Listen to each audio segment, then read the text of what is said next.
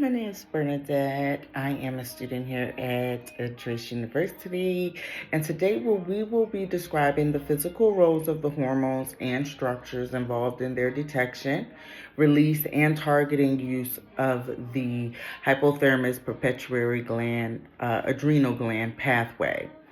Now, we all know the hypothalamus pituitary and adrenal, which is considered HPA, is the axis. It's the key neural endocrine pathway responsible for managing our stress and responses to the stress, right? So the actual hypothalamus, this is going to be located in the brain. It acts as the control center in our responses to our stress. Then we have the corticotropin releasing hormone, which is the CHR, which is a hormone released by the hypothalamus that travels through the portal system through the anterior pituitary gland, stimulating the release of ACTH. Now, our anterior pituitary gland, this is going to be a part of the CRH gland, which signals and produces the adrenocorticotropic hormone, which is the ACTH. This hormone secretes in the pituitary gland that travels through the bloodstream to the adrenal cortex, prompting the release of the cortisol.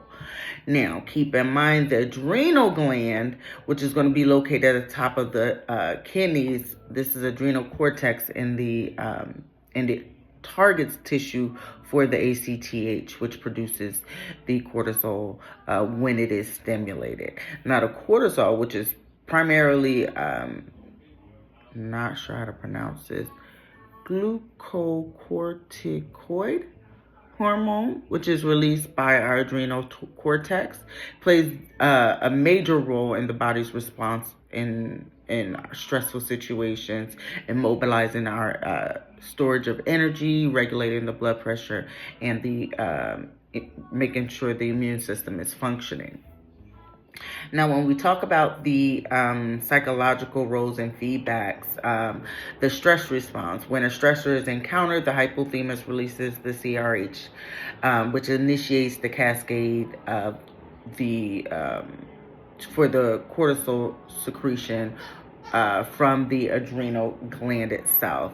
Then you do have the energy mobilizing, which is the cortisol helps to increase blood glucose levels by promoting the breakdown of glycogen in the liver, providing energy in stressful situations. Now, you do also have the immune system, or the immune system regulation, the negative feedback loop. Now, the negative feedback loop, once the cortisol leaves the rise in the bloodstream, it acts as receptors in the hypothalamus and the pituitary gland, which inhibits the further production of the CHR and the ACTH. This ultimately helps to regulate the stress response and preventing excessive cortisol release through the bloodstream. And there you have it. Thank you.